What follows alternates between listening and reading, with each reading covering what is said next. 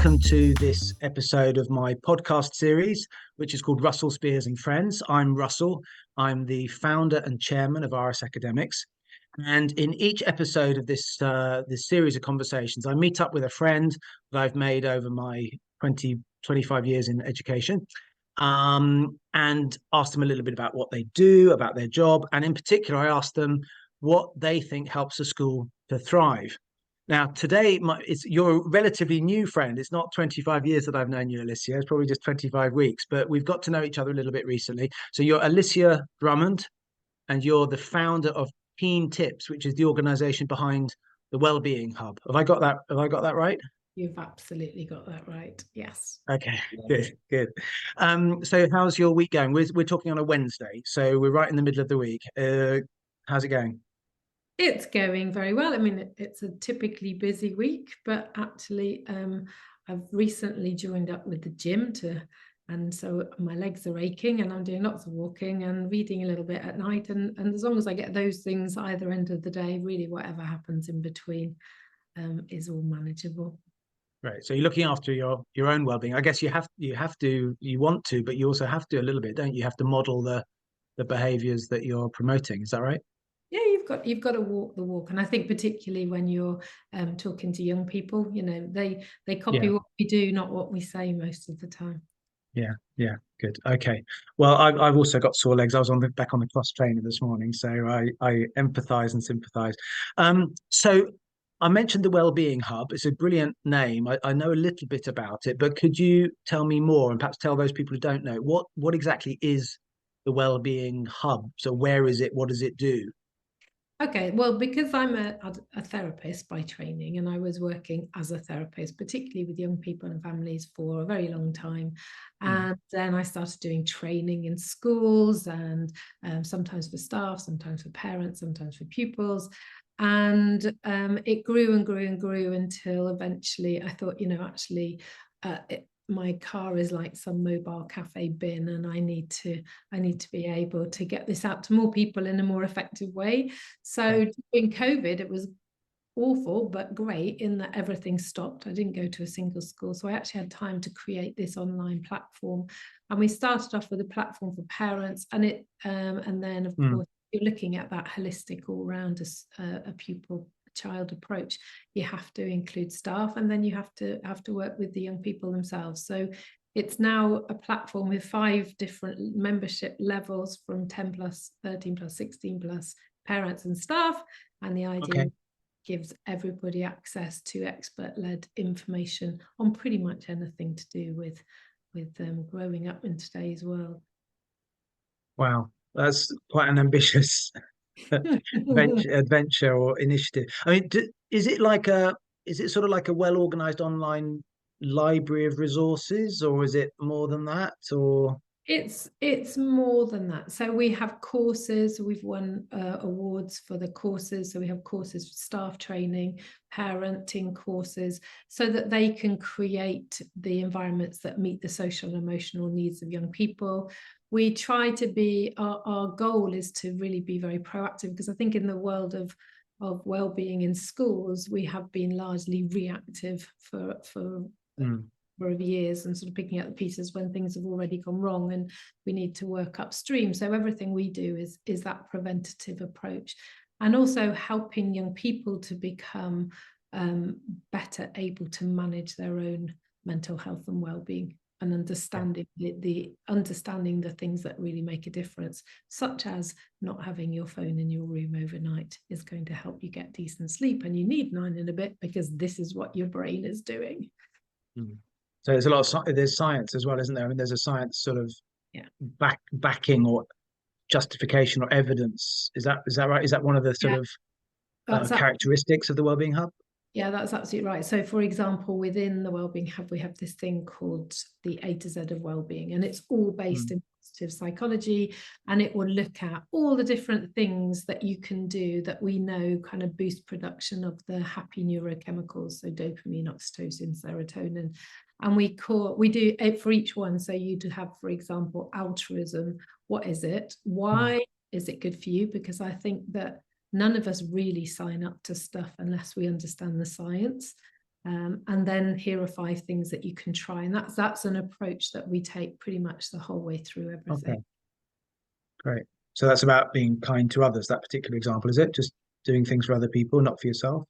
It's I mean, I think I know what altruism means. I thought I'd just better check in the yeah, well-being space what it might. it's absolutely that, but it's doing something that will benefit somebody else, but has no obvious benefit to you. Yeah. It might actually be detrimental to you. So in terms of, you might be giving your lunch to a homeless person. That means you go without lunch. But the altruism creates those endorphins because actually we are, just doing something good for other people produces them. Wow. That's amazing, isn't it? It's like biologically we're kind of engineered to help each other. Yeah, we really Yeah. are. And when you think of empathy, for example, if I show empathy to you, you don't really have to do anything. The same part of your brain will start to sparkle. Right. Oh, well, that's nice. Let's I mean, I don't. Well, I think I know what you're going to say. But let me ask you the question that we're sort of leading towards in each of these conversations that I've been having with lots of amazing people. And the question is, what do you think if you had to sort of pinpoint one thing? I mean, it takes a lot to make a thriving school, but what's the thing that you would highlight? And then we can perhaps talk about that for a bit. Well, you're not going to be surprised that I'm going to say mental health and well-being, because they sit absolutely at the heart of thriving in all areas, whether socially, academically. You can't be the best version of you if emotionally, physically, you're not okay. Yeah. Okay. Well, let's start with that fundamental sort of premise, if you like. And I mean, one thing I'm keen to ask you. I mean, I think you know that I'm whatever the opposite of cynical is. I am that. And I think I mentioned to you the other day about my mum back in the must have been the early 80s. She trained to be a counsellor in her school, which was really sort of quite brave of her at the time. And so I've always taken this kind of thing very seriously and recognized its value. But we certainly are talking about it a lot more today than say 10 years ago, and exponentially more than say 20 years ago. So why is that? Is that because there are more incidents of mental health problems that children are facing in particular, and adults as well perhaps? Or is it because we've just got better language to talk about it, or it's more okay to talk about it? Or what do you think? I think it's all of those things. I mean, if you look at the statistics, so the NHS digital report's always an interesting one to look at, and it comes out every November. And if you compare 2017 to the last one that came out in 2023, rates of probable mental health disorders in children and young people amongst the 15 to 17-year-olds, it's gone from 1 in 10, and it now sits at 1 in 4. So you could say. So 1 in 4 what? Sorry, because I think I might have talked over you slightly. Sorry. 1 in 4 15 to 17-year-olds currently has a probable mental health disorder. Now, you could say that that's because more of us are able to talk about it. And there is going to be an element of that for sure. But, there isn't a single report out that I've seen that doesn't suggest that there are more mental health crashes happening for young people than there ever have been previously. I mean, it'd be interesting to talk now about sort of why that is, but I think it would be even more interesting and even more helpful perhaps to talk about what we can do about it, because I think that's probably a more practical value, let's say. So let's talk a little bit about that. I mean, it's such a huge area, such a vast, nuanced, complicated, context specific kind of topic. But is it possible to talk about good practice in general terms? I mean, are there particular things you would look for in a school that would reassure you that it's got a good sort of approach generally to this? I mean, we can get into even more specifics in a minute, but what is there such a thing? How would you describe sort of good practice in sort of fundamental terms? There is a huge amount of good practice out there, is the first thing that I would say. And if you're a parent looking around a school, probably one of the first things to look at is the relationship between staff and pupils and each other, because Yeah. it tells you an awful lot. And whether or not, young people feel that there's somebody in school that they can go and talk to about pretty much anything that happens. But it goes way, way, way beyond that. And it's everything from the kind of settings that children are in and whether they feel safe. And I think perhaps for me, the biggest shift that we can expect would come from psychosocial education.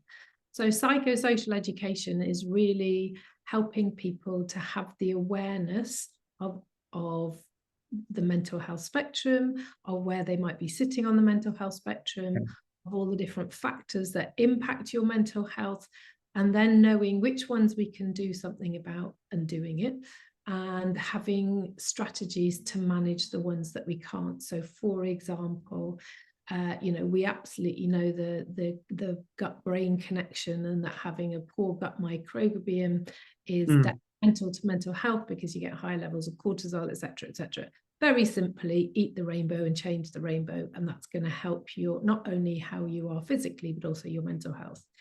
So that's about, just to be clear, that's about eating a variety, and I think emphasis on variety of natural foods, particularly plant-based. Am I right? Well, I don't, we all need protein for sure, and I'm not too kind of fussy on diet. We work a lot Okay. with people on that, but it's that idea that, if you have, I'm not talking about different colors Skittles. I'm talking about if you have tomatoes on a Monday, have peppers on a Tuesday, and strawberries on a Wednesday. Yeah. So we're constantly getting as many different vegetables and fruits into our diet as possible. Yeah. We know that a vast percentage of girls. Ooh, something just happened to the sound there. Oh no, it's okay. It's good. Okay, that are iron deficient. We know that actually we all need vitamin D. So there's lots of things that we can do something about. We know that young people need 9 hours sleep a night, which, actually, if you've just got parents going, give me that phone, you need 9 hours sleep. Once they really understand the science, once they understand how manipulated they are being really by Silicon Valley in terms of the addicting, and that just having your phone in your room overnight makes it quite difficult for your brain to switch off. The science of it, you're more likely to get their engagement working.